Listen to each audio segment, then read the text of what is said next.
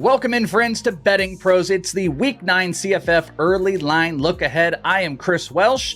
That is Thor Nystrom. Eric Froton took the week off. He's got the week off. He'll be back again with us next week. So it is just Thor, myself, breaking everything down for Week 9, getting you set for the lines, where the picks are, what's looking good early. But Thor, what was looking good in Week 8? Iowa wasn't. They disappointed. Florida State did come back. Kind of crazy. Any thoughts that you want to jump out for us for Week 8? Not the referees. Another fun week of college football, but the refs, I got a bone to pick with them. In that Iowa game in particular, the whole game shifted on the punt return at the very end, where Cooper DeJean appeared to return a punt for a touchdown that won the game for Iowa. Still kept the game under, even if that punt return had gone through. But the refs ended up waving the punt off on a review of it, where they weren't reviewing what they ended up reversing the call on, taking the touchdown away. They were reviewing whether he had stepped out of bounds. He did not. But on the review, as they were looking at it, they start looking closer, and they're like, wait, what was going on with his hands there? And they ended up saying that they flagged him for what they called an inadvertent fair catch signal, because what he was doing, the ball had hit the turf a couple times and then was, rolling towards him at midfield or whatever. And then he ended up fielding it near the sidelines.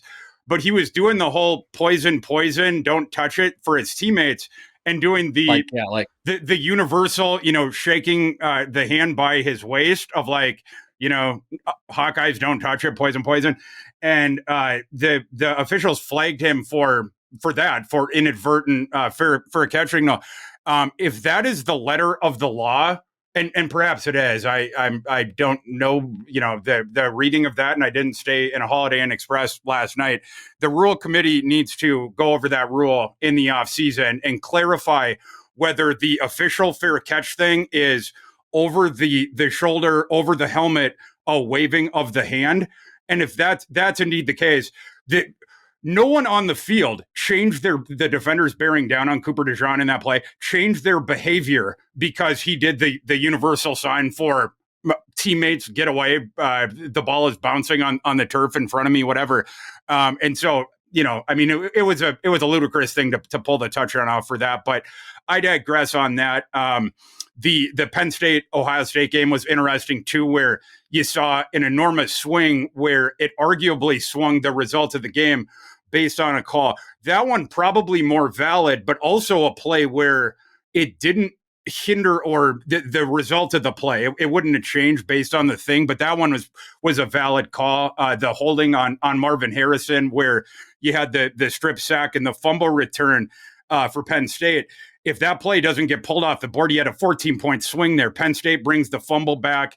Instead, that thing gets overturned because on the other side of the field, on the crossing route, they flag the holding on Harrison, whatever, and Ohio State ends up getting the first down. They end up scoring a touchdown on that drive. Ohio State ends up winning that game by 8 points on a 14-point swing, whatever, there at the end of the first half. So a couple tough swings there, but like I said, overall a fun day of college football. We had a couple stunning upsets, and we almost had more stunning upsets. The Virginia upset at North Carolina is one of those where you stare at it, you watch the highlights, you still can't wrap your head around it. It just doesn't make any logical sense. Virginia, the time of possession, it was like a 15-minute discrepancy. They just sat on the ball in that game. North Carolina has a lot to figure out. And then the late night game, Arizona State almost beat a Washington team that just decided not to show up a week after that awesome victory that they had over Oregon. At least Washington survived it, but they also have some stuff to figure out here over the next 7 days. A bunch of crazy stuff. Totally got screwed by the Iowa thing, but we move on. We move to Week 9. We got some good games to break down for you guys, and then Thor's also got some highlighted, adjusted Thor lines at the end that you guys might want to target for some early betting. So Let's go kick it off to one of the bets that I did win. It was Florida State. Did not look good, by the way, against Duke for some time. And then the fourth quarter, things changed. Florida State is going to be going up against Wake Forest. Florida State opened at a 19-point favorite. So, Thor, what's your system got? What do you like? Is there a play here for you? Yeah, so let me start out with the Florida State Duke game, and we need to investigate the situation with Riley Leonard. I just got into a brief soliloquy about some of the wonky things that happened yesterday. We could do a whole investigative podcast series just based on weird things that happened yesterday. But vis-a-vis this game, one thing that I'll be spending the next couple of days getting into is what is going on with Riley Leonard. You and I were talking about this before we got on the air for this show. Riley Leonard, I had been given indications all week, including yesterday morning and up until the afternoon, that Riley Leonard was not going to be playing in that game, including from sources pretty close to Riley Leonard.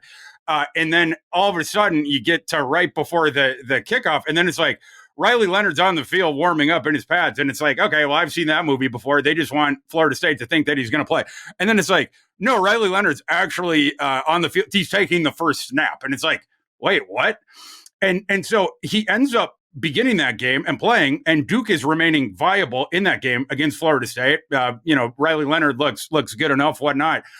And then Duke, without Riley Leonard appearing to aggravate that injury, Duke just takes him out. And they showed on the telecast, like, Elko going up to Leonard and being like, hey, man, like, we're not going to put you back in the game. Like, go take a seat.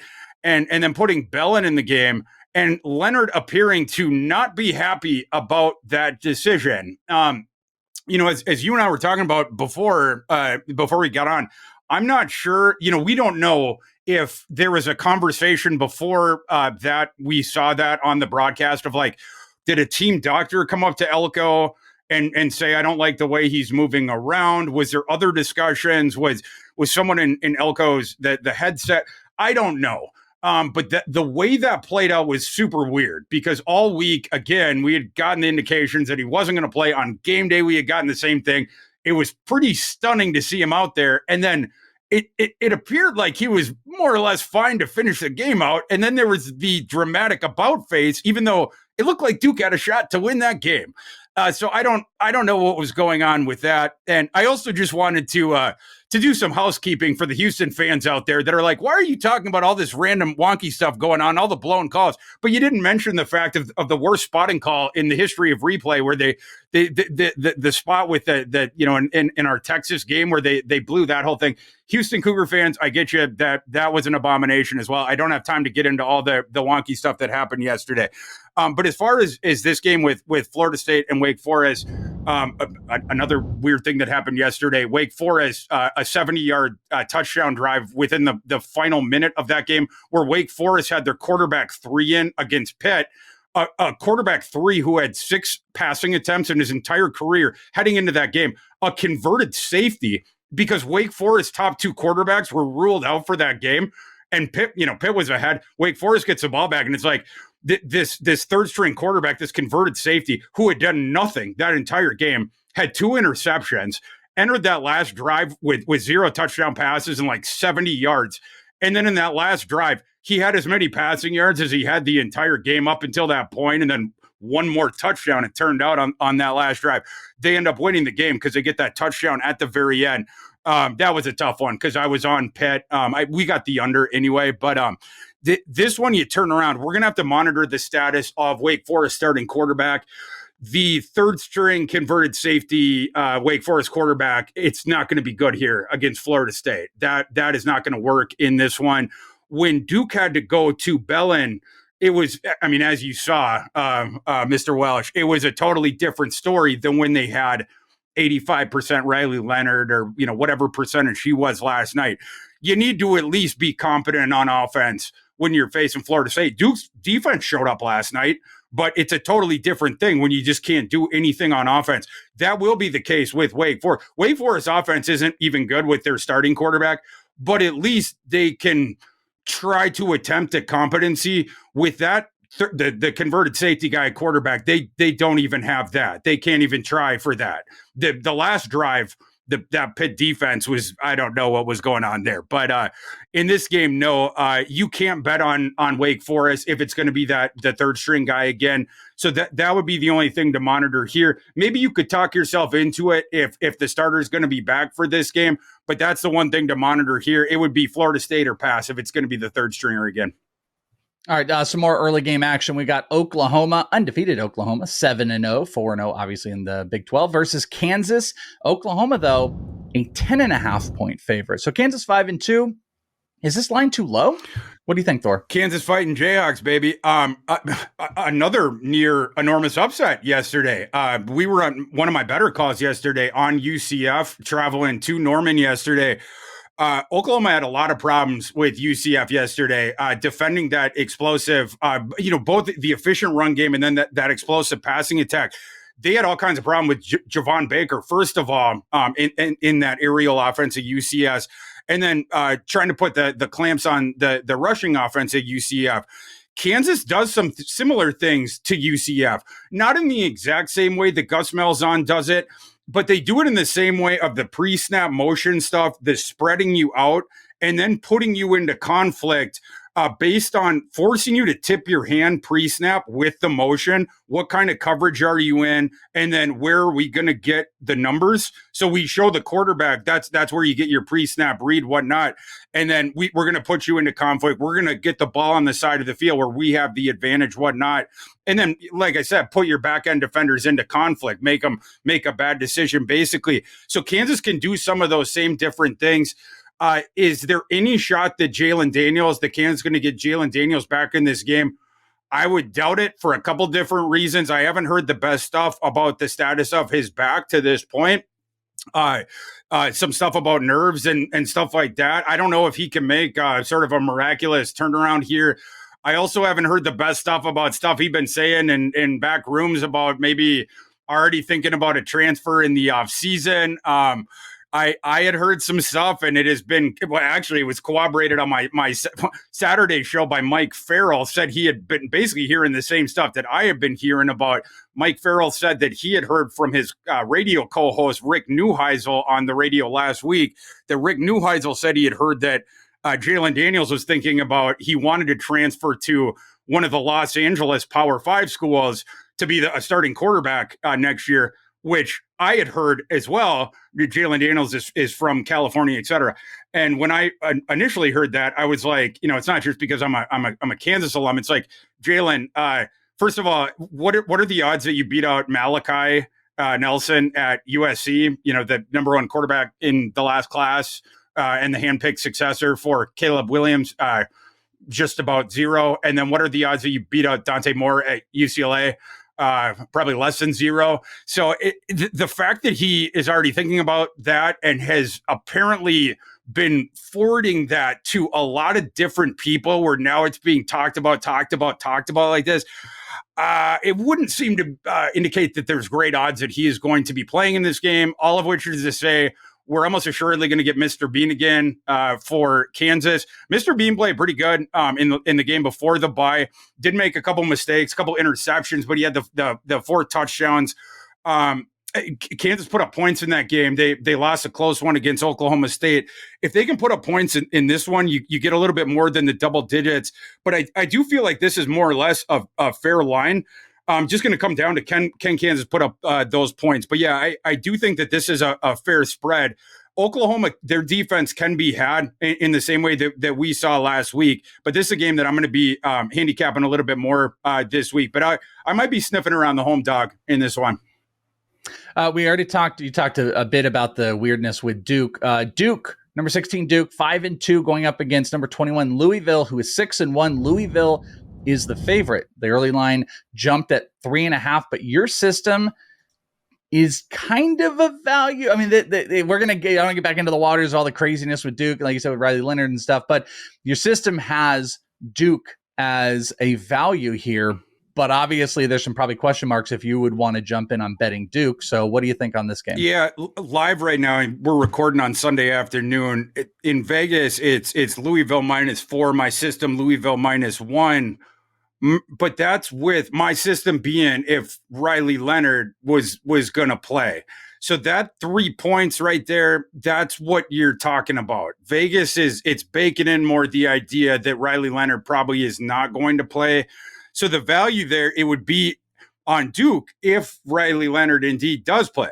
So if you think that Riley Leonard is going to play, or that he has a better shot to play than the market currently does, you would grab Duke right now because you're getting a free 3 points on the line. And I will say the Duke defense matches up exceedingly well with the Louisville offense. The reason why is, first of all, Duke's defense is just good in a vacuum. And Mike Elko is as good a defensive play caller as Jeff Brom is a good offensive play caller. Those guys are just about as elite at what they do as we have in the sport. It's like two chess masters going at each other. That's must-see TV for me on next Saturday night, or next Saturday afternoon, I guess. So like, and in particular, exactly what their strengths are. Jeff Brom, he likes to show you looks early on, see the way that you're reacting to that, and then fish for big plays off of that. And that's how he derives them both in the passing game and in the running game. You know, basically, how are you defending this look? How are you defending this look? He gets this off of tape as well, but also the early game look, specifically how your defenders are doing it. And then whether it's over the top shot, whether it's the pursuit angles in the running game, and then we'll give you a misdirection. We're going to do something else off it that way. The thing is, though, with Duke, their defense takes away the explosives. They don't give up explosives. They just categorically don't. They force you to be methodical down the field. Well, when does Louisville start to make their mistakes? It's when they don't get their explosives. That's when they start to get frustrated. They start to become like a petulant child of like, no, we want to get our really quick touchdown down the field. When you force them to go, you know, sort of like eat the elephant, like bite by bite, that's when you start to see Jack Plummer like start to make the mistakes of like trying to force things in and whatnot. And Jawar Jordan is a running back that wants to hit the dingers. He doesn't want to slap singles around. So this offense, that's what they want. They only want to get the efficiency in order to set up the long balls. Duke is able to take that away. However, as we know, the defense plays up when the offense can play up with it, or when it can be supported like that. When Bellin is in, and they don't for Leonard, and when they don't have the offense where they can play off one another, and then it's just the defense and it's stranded out there, and then it always has to be out there because it's a 3-and-out fest on offense, or Bellin turns the ball over. Now the defense has to go back out there in bad field position and whatnot. That's where the tide starts to turn on them. So that's the thing to monitor. Will Riley Leonard play or not? If Riley Leonard plays, I would like Duke in this one, certainly with the points. I think that they would have a really good shot to win this game outright. If Riley Leonard does not play and it's Bellin again, for me, it's probably going to end up being a stay away, but then it might be more Louisville in this one. All right, we got some SEC football. Number 1, Georgia is going up against Florida. 5-2, Florida is. Georgia is a 12.5-point favorite. I didn't get a chance to see where your system is at on this, though we were talking before the recording that your system and what dropped on the early lines, very, very step 1, 2, like they're kind of locked in together. So is there some value and is there a play in this SEC matchup? Yeah, are we still allowed to call it the world's largest outdoor cocktail party? I still calling it the Red River shootout. So who cares about the PC stuff? This is the world's largest outdoor cocktail party. And yes, so this thing actually dropped when the first lines came out. Sunday is just, for people that don't know, when the real entertainment on Sundays is not the NFL games. It's when the college football lines drop on the offshores, because the sharps are the ones that have the access to it. And the first, when they drop, it's not the solidified lines that you see later in the week with when all the market has had a chance to just fine tune it, and the books have enormous money on both sides. So you don't see as much of the the big time line movement. It's just like sort of like a feeler. It's like a flare that the books send out, and then you just have an enormous amount of the limits are lower, but it's like you get this batting around of the lines. It's like really intense of like, money on this side, money on this side. You're seeing limit bets, bang, bang, bang, bang, bang. And so you see toggling back, boom, boom, boom, boom, boom. This line dropped actually at Georgia minus 15.5 and obviously was hit down to the line that you just mentioned. My line on this one was Georgia minus 14.8. I think you could argue for the viability of a line beneath 2 touchdowns, which you're saying it is already at this point because of the absence of Brock Bowers, which cannot be understated on this specific Georgia team. This specific Georgia team does not have the dominant defense, number one, of the last couple national title teams. Number two, they do not run the ball as dominantly as the past couple national title teams. Number one, because they don't have quite the offensive line that they did the last couple of years. Number two, because they don't quite have the dominant running backs of the last couple of years.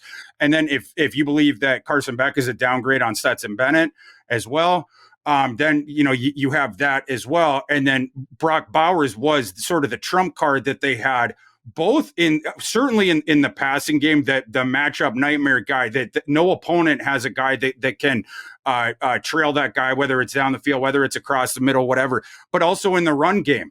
Because you could do so many different things with him in terms of the motion, in terms of getting him involved in the running game, the jet sweeps, different stuff like that. Now you take him off the field, you don't have that trump card anymore. So you have to downgrade them.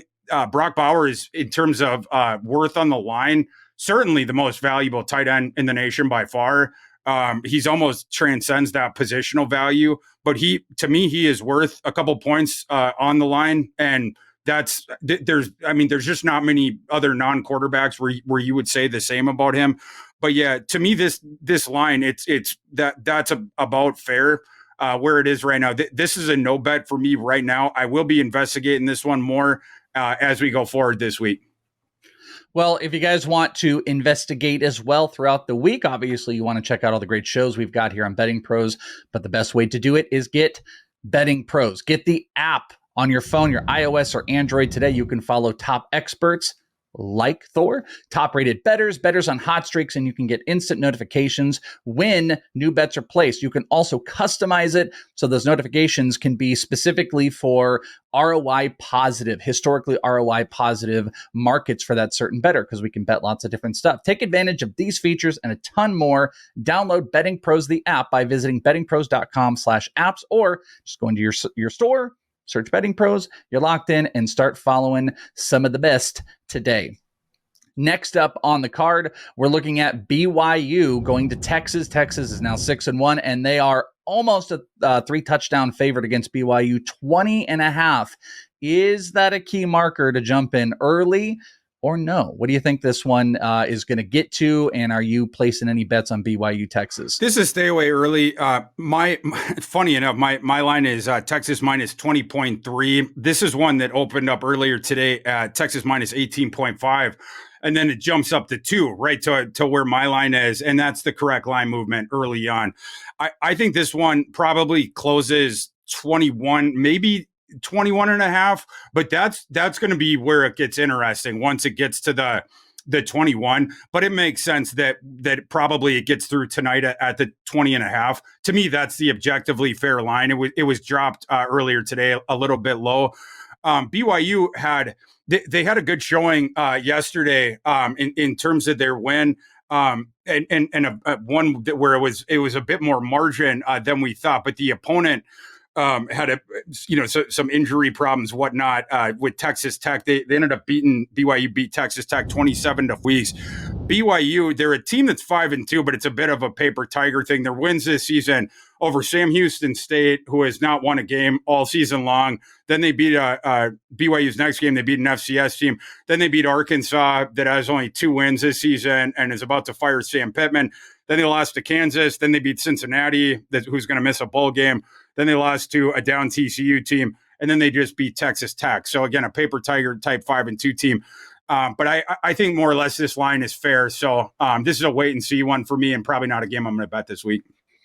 All right. Well, this should be a good one. Number 9, Oregon, this Pac-12 action. Boy, this game. They're 6-1 going up against Utah, number 14, who's also 6-1. Both losses came in the Pac-12. Utah, a 1.5 point favorite. Man, Utah football has been interesting, but this is a powerhouse matchup.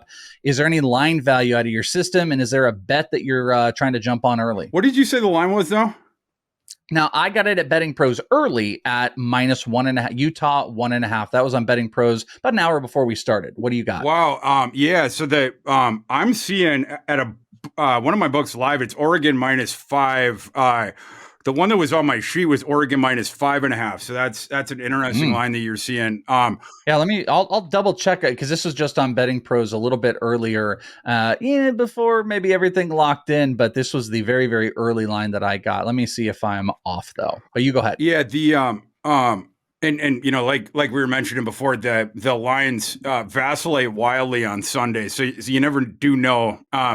But yeah, with Oregon right now in the market, it's 5 or 5.5, depending on where you're looking at right this second. My line is Oregon -4.7 heading to Utah. An interesting one here in that Utah yesterday, they avoided both the foibles that you had seen earlier this year with them going on the road. And they also sort of fended off the USC bounce back spot, with USC coming off that Notre Dame one. So they were able to fend that off on, in addition. And Utah continues to also stave off the enormous amount of injuries to their roster. And by the way, more and more injuries every single week. This is a certified zombified Utes roster at this point. Again, just getting worse and worse and worse every single week.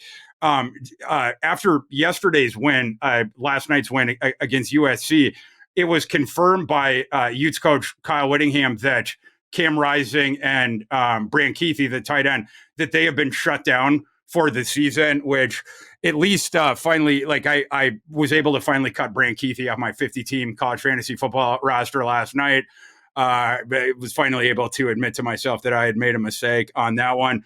But like I said, just more and more injuries for the Utes. They lost oh my gosh, I'm trying to filibuster for some time because they lost a key defender as well. Lander Barton. I was like, who am I blanking on? Lander Barton, their stud linebacker. They lost him too. It's like every single game. Not only have they been out all these key guys, but it's like every single game they lose another key guy, and it's like God is testing Kyle Whittingham. It's like it's like this like Job-like season, and it's like God is like, Kyle Whittingham, I want to see just how good of a coach you are, and just how good of a record you can do without half of your roster or whatever. So we're going to find out now without Lander Barton as well. Yesterday against USC, I was talking about the converted safety that Wake Forest had to start at quarterback yesterday, and not good. Utah, they have a converted safety that they had started at running back and had run for 150 yards 2 weeks ago. Yesterday against USC, this kid not only was doing stuff as a traditional running back, now they have him doing all these receiving concepts. So the kid as a runner. Sione Vaki is the kid I'm talking about. He had 9 carries for 68 yards yesterday against USC. But as a receiver now, and this is some of the stuff that we hadn't seen before, 5 receptions, 149 yards, and 2 touchdowns. I don't know how Whittingham and his staff do this kind of stuff. It's stuff where, like at Iowa with Brian Ferentz, you just want to shake him and be like, do the stuff that Utah does when they're in these scenarios with Cooper DeJean. Put Cooper DeJean on offense, whatever. Obviously, Utah is in a pickle. But in this game, can Utah patch it together again against a really good opponent in Oregon? Now that Utah's going back home, the place where they traditionally play really well. That was the impressive thing about yesterday, where you go to USC, a team that is in we absolutely need to win this game kind of scenario. USC was at home. And Utah was able to more or less put the clamps on Caleb Williams. It wasn't like the implosion kind of Caleb Williams game like the week before, but Utah was able to hold Caleb Williams 24 for 34, 256 yards, no touchdowns. There wasn't an interception, but again, Utah was able to more or less keep them within the bumpers and hold down the offensive output. And then between the Vaki guy, between Jaquindon Jackson putting up 117 yards, and Bryson Barnes had one of his better games, had 3 touchdowns, 235 yards passing. They were able to scratch out enough offense to end up pulling out that game by 3 points with the field goal late and whatnot. My line is pretty close on this one. It would be a different story for me if Utah had to go on the road in this one. But like with Utah being at home, I think that this line is pretty close. This one is not an early week bet for me. This one's going to be one where I'm going to be investigating it more during the week, seeing if some of those Utah guys that have not been ruled out for the season, we are now getting a longer list of Utah guys that have been ruled out for the season, but are some of those guys that are on the weekly questionable report for Utah, is Utah going to get back more of those guys where I can project more roster strength for Utah in this game, or is it going to be closer to the true zombified Utes roster in this game against Oregon? We'll check back later this week in the midweek pod, and then the Saturday show with Farrell for my final referendum on this game. But no bet for me right now. By the way, getting back to it, the line, the very first line, Betting Pros, if you're on the website, you can check game odds. You can see what all the different sites have for their current lines. You can also see what the first line that was made available. The first line that was made available was Utah -1.5. So that's where I literally saw it as it was posted. And then it has moved to, as you said, there's a +5.5 on Utah right now. So there's been some really interesting line movement that's gone on with that one. All right, let's go over to Tennessee, who's 5-2 up against Kentucky, also 5-2 SEC football. Tennessee, I've got at 3.5, but I'm now dicey about it. I'm gonna have to confirm all my lines. Yeah, it looks like it's still around 3.5 on most of the market. So what do you think on this game? Is there a bet for you? My line is Tennessee -4.9. Tennessee, very strange game yesterday against Alabama, where the first half was the game was in Tuscaloosa. First half was the best half of football I have ever seen Joe Milton play. And it came totally out of nowhere, right? Like, he did not project to play well in that game on the road against that really, really good Alabama defense. But you got every good aspect of good bazooka Joe Milton. He was poised. He was throwing well down the field. The accuracy ticked up. It was like, oh my gosh. When people are like, oh, the toolsy Joe Milton, the Joe Milton that someone could take a shot on day 2 of the upcoming NFL draft, just because of that theoretical upside. This is the tape that they will point to. And so it was like, Tennessee has got a real shot here to spring the upset. And then it was like, they went into halftime, but then it was like the real Joe Milton showed up after halftime. I guess not the mistakes, but he just, he sort of reverted back, turned into a pumpkin, and then in kind, sort of the rest of the Tennessee offense. The Alabama run defense was incredibly impressive throughout, which is part of the reason why Joe Milton's first half performance was so impressive, because he didn't have the run game with him. But Alabama shut off the lights on Tennessee's run game in that one. And Alabama was able to start scratching out the offense in the second half and come back in this game. Kentucky, we've seen hit or miss Kentucky this year. Overall, they're playing better than we thought coming into the season, but it seems to be sort of circumstantially opponent dependent as far as how they play. But they do get Tennessee at home here. Kentucky is sort of a gatekeeper of the SEC. And maybe sort of Tennessee is as well. So you sort of have these teams in a similar phylum. My system leans Tennessee in this one with where the line is right now, because my line being more like Tennessee -5. I don't know, though. This is not one where I would advocate for the bet right now. This is one where I want to get deeper into the numbers, because I think I like Kentucky just a little bit more than my system does. And I'm always reticent about Joe Milton on the road against a decent defense, where I think the mistakes can start to pile up. That's why I was so stunned about the first half performance last week. And I do like Kentucky's defense. So this one's a stay away for me. I'm going to be getting into the handicap more this week. All right, let's go over to the Big Ten. We've got Ohio State going to Wisconsin. Wisconsin's 5-2, 3-1 in the Big Ten. Obviously, Ohio State hasn't lost a game. OSU 13.5 is where I'm seeing the line. Again, those little key markers on those touchdowns. What do you think on Ohio State? Is this a play for you? Is this maybe a total play? I don't know where your line is at. So what do you think on Ohio State and Wisconsin? My system is right where Vegas is. My line on this one is Ohio State minus 13.3 in Madison. I was impressed with Wisconsin's performance yesterday in Champaign. I was a little bit surprised with how bullish the market was on Illinois this past week. It's like everyone and their brother was on Illinois, and it's like, guys, if you watched Illinois this year, they're terrible. And it was like just because Wisconsin had sort of fallen on their face against a really good Iowa defense, that was SP plus #1 heading into yesterday, and probably still will be, I assume, this week, even after the loss against Minnesota. But when in that game, Wisconsin had lost Mordecai in the middle of the game, and then they had thrust their backup into it, and Wisconsin's offense couldn't do anything. So everyone was betting Illinois in that revenge spot or whatever for Brett Bielema, and it's like Wisconsin's better than Illinois. I thought or whatever, and that's what ended up bearing out in that game. Last week, I had done a deep dive into that backup quarterback of Wisconsin just to see sort of where we were at. I didn't know anything about the kid. I only got the bandwidth for the draft and then the college football season. The college football teams. I go like half the year of each, and what I don't have the bandwidth for is deep diving the recruiting stuff. So I just have to sort of get to know those kids as they start to play. Right. Or whatever. So the Wisconsin backup quarterback is this kid named Locke, and he had started his career at Mississippi State. He is like a student of the air raid. So he wanted to play for Mike Leach.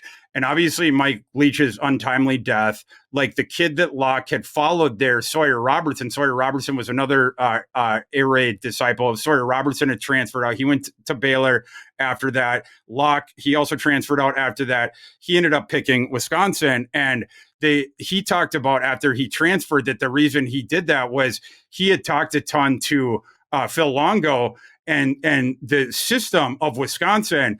The Athletic had talked to this Locke kid's father about how he had stumbled in on the meeting when they visited Madison during the transfer process, and how it was multiple hours where his son was talking to Phil Longo, and they were just drawing plays on napkins and finishing each other's sentences, and the system they just the kid understood it really well because of the air raid principles and whatnot. And so the idea that he wasn't going to know what he was doing, at least as far as the system went, I figured that at least he was going to know what he was doing. And that Locke kid flew over his passing totals yesterday. And obviously they were able to pull out that win. This is going to be a different can of worms here against Ohio State, clearly. And he's going to be not with the system pulled out of his comfort zone, but pulled out of his comfort zone in terms of the game script, almost assuredly, because Ohio State, you would imagine, is going to get out to a lead, and it's going to force Wisconsin to throw more than they would get away from Braylon Allen, et cetera, trying to get back into the game. But objectively, my system says that this is a fair line. Obviously, Ohio State has to go in here, and Ohio State, you have to say it, they're coming off that big win against Penn State. There was the big swing play in that game, like we talked about, that, and Ohio State was able to take advantage. And then in the second half, they were able to pull away in that one, end up winning by 8. Now they go on the road to Wisconsin in this one. I think Wisconsin would be more viable as far as a live dog if they had the steady hand of Mordecai, the veteran. But again, I don't see a ton of value with where that line is right now. So that is an early week stay away for me, but that's another one where I'm going to be handicapping that one pretty close during the week. All right, the last one on the main slate that we're going to talk about, we got a Pac-12, great Pac-12 game. I don't know if it'll be great from a betting perspective. We want to play Colorado, I guess, as much as we can. I'm kind of over it. But Colorado's 4-3. They are 1-3 in the Pac-12. They're going up against a ranked UCLA team who is 5-2, and UCLA opened up at 15.5. So will the system bring us back to Colorado, Thor? Is there a bet that you want to jump in on this specifically early? Is it a 15.5 live right now? That was what I wrote down here. I can tell you what so no, it opened at 15.5.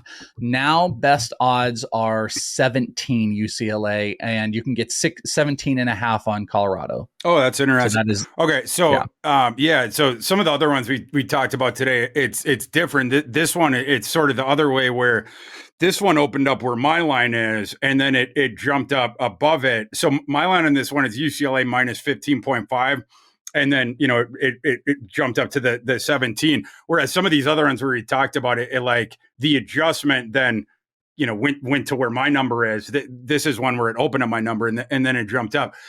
This is an interesting one, though, where it's a, maybe right now it's showing the value, in a vacuum is on Colorado from where my system is. But, and I will say Colorado's coming off the bye, and Colorado's going to be more healthy, right? Like Travis Hunter should be more healthy now, and different stuff like that. They were a little bit banged up, and they played so many games, and different stuff like that. But before their bye consecutively, that was a part of the, I think that played a part in the collapse there at the end against Stanford when they were up 29-0.5, and you guys know what happened after that. The one of the problems that I see in this game is UCLA in particular is a horrid matchup for this Colorado. I mean, they're designed essentially like the worst matchup that Colorado could have on the field for a couple different reasons. UCLA has an awesome pass defense. They have a really, really good secondary, and they have the waves of pass rushers. So they can get after Shadir, and they can also leave guys on islands while they're doing it to combat the spread offense and the receivers out there on the boundary that Colorado's going to do. So I think that's a match as far as at least suppressing the scoring a bit of that up-tempo Colorado pass-happy offense. And then on the other side, UCLA doesn't have the best passing offense. Now they made that bizarre decision after going with Dante Moore out of the gate, which you thought was sort of a sacrifice of like, we got the 5-star kid. Let's just roll with them. And we'll take our lumps like we did with Dorian Thompson-Robinson 5 years ago. But then after doing that out of the gate, now they've decided to go back to Ethan Garbers. He's just like the veteran caretaker guy.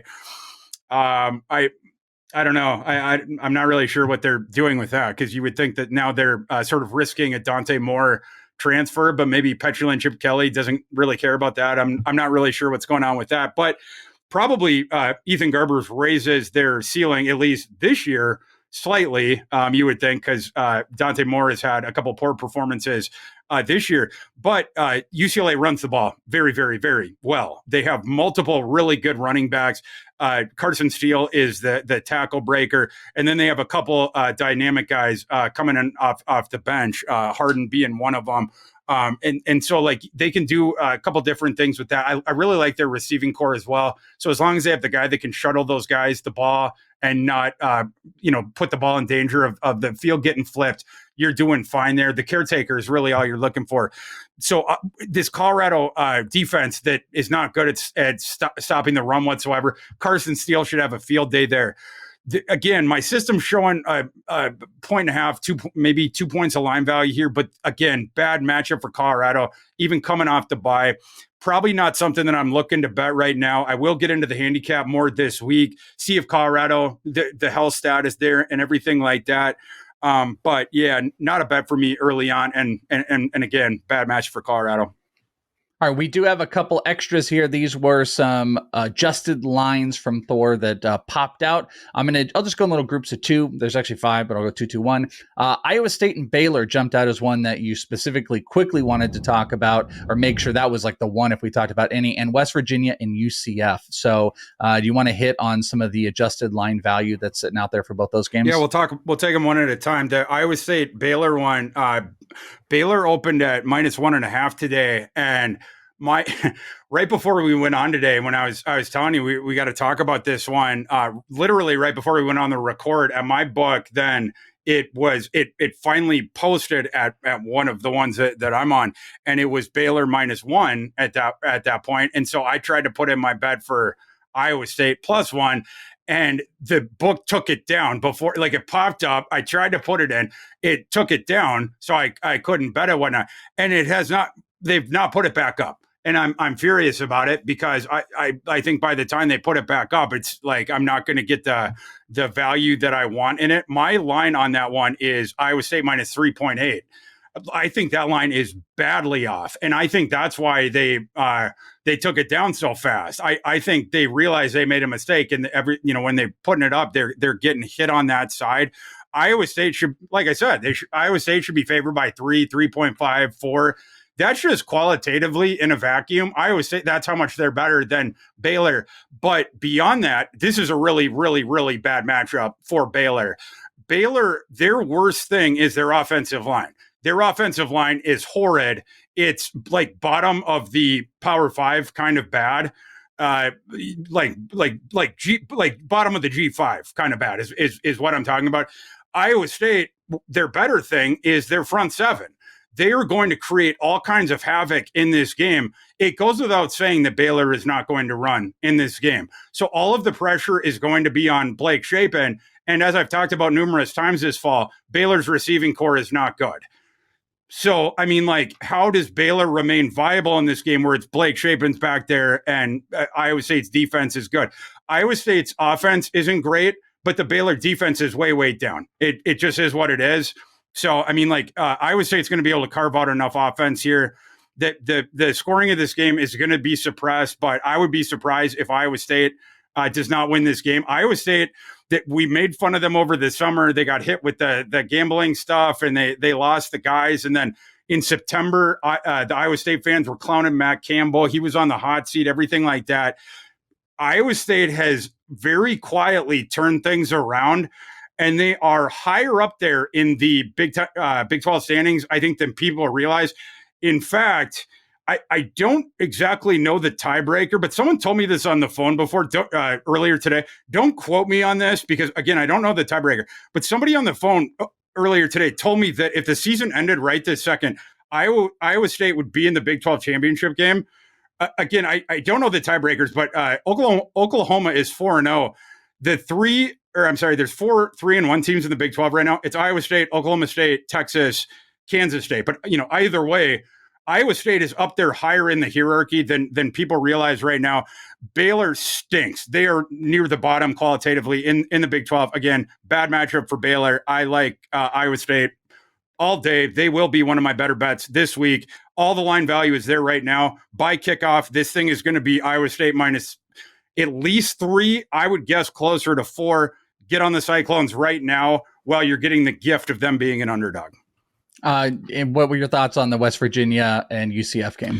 That one, the market hasn't caught up to UCF getting John Rice Plumlee back. We talked about this last week in the handicap of the Oklahoma game, where all week long you could get UCF plus 19 or 18.5, and it wasn't all the way up until the day of the game where it was like people started to get that a little bit more, and then it dropped to 17.5. And I think by kickoff it was finally down to 17. But either way, any line you got, it was a gift. UCF actually had a shot at the end of that game to force overtime. Yeah, they scored the touchdown at the very end, and then they had the 2-point conversion to force overtime. They had a stupid 2-point conversion play called. UCF, they profile as a team that should be like the best 2-point conversion team of all time because like nobody gets 3+ yard gains at a better clip than UCF in their regular offense. But they just call like the dumbest 2-point conversion plays ever. I don't get it. Like where they do like the motion stuff and then they always have the ball going backwards. It's like, just do the stuff you usually do, Gus. Like stop this. But anyhow, in this one, it's the same sort of deal where this line opens at under a touchdown, 6.5. Even though UCF is at home, they're clearly better now than they've been this season up to now, outside of the first 2 weeks when John Rice Plumlee was healthy. Right, like the other weeks in between them that were in the middle of that, they did not have John Rice Plumlee, but now he's back.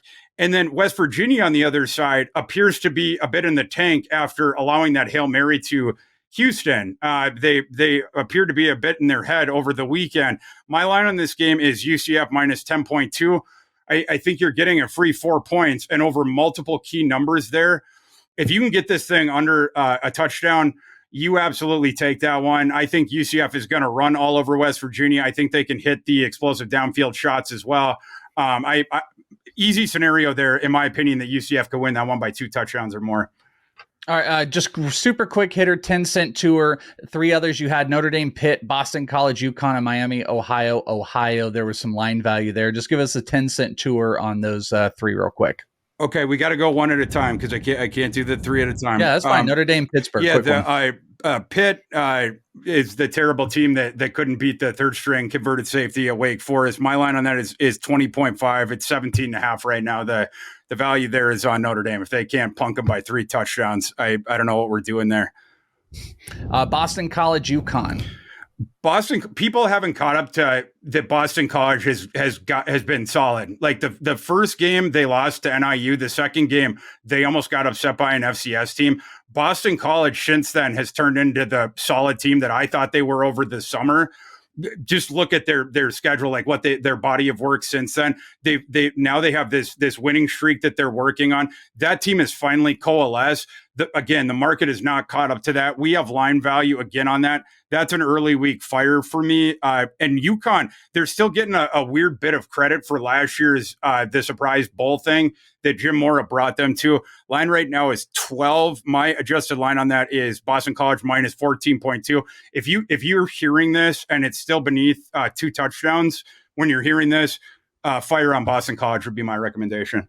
Oh, I love that. All right, and then final one was that Miami, Ohio, some action. Yeah, I misfired on Miami of Ohio last week against Toledo, getting a couple points at home, mostly because Miami of Ohio started slow in that game against Toledo. They finished strong, though, and almost pulled off the comeback. They ran out of time is basically what happened on the back end of it, and lost by, it was a 4 or something like that. This game, though, they against Ohio here, they're going on the road of this one, but this line opened up Ohio minus 4.5. My line on it is Ohio minus 1.6. Ohio, they have been playing with their food as well, sort of like the Toledo team, playing with fire. Miami of Ohio, despite the fact that they lost last week, again, competed until the very end. And I think if that game had been extended by 10 minutes, I think you would have seen a different team win that game. I think Miami of Ohio is extremely viable in this game as well. I think this game should be closer to a pick'em than it is. So if you're going to give me 4.5, I'm going to take those points. And this is one where it's over a field goal, whereas last week, we only got the 2, but I'm going to take those points. I love it. Well, we got more content for you all week long. Bettingpros.com/YouTube. Make sure you guys are locked in. We got the midweek show. We've got the Saturday show, Thor and Mike Farrell, 10 a.m. Eastern to get you live on all those things. Bogman, myself, and Mike Farrell have been doing a little bit of the midweek show. I believe Thor is back not this week, but next week on the midweek show. So make sure you're locked there. You can find Thor on Twitter at ThorKU and download the Betting Pros app, because then you can track all of us, where all of our bets are, so you don't miss any of it, if we're not doing a show live for you. That's Thor. I'm Welsh on Twitter at IsItTheWelsh. Thank you guys so much for hanging out. Good luck in week 9, and we'll talk to you next time right here on Betting Pros. Bye, friends.